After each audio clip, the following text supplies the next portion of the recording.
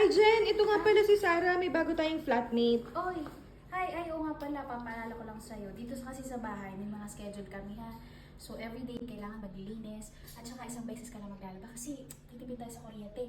At saka i-make sure mo na ito, kapag cleaner ka, nililinis mo na mabuti. Ang CR, bawal na madumi. Itatapon dapat araw-araw mga basura, okay? Wait. Grabe ka naman kayo. Ano, bago pa lang to.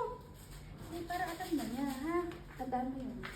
At, huwag O, kang ano? sasama ng jowa dito.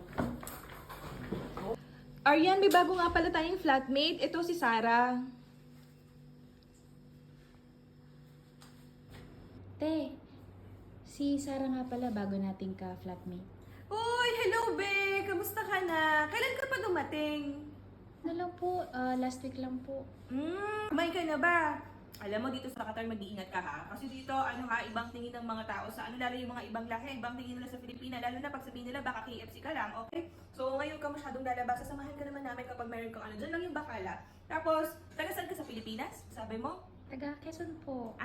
Okay. Ano ka, may anak ka na? Dalaga? Ay, dalaga po. Sige, Be, may pagkain doon, kumain ka na. Salamat po ate.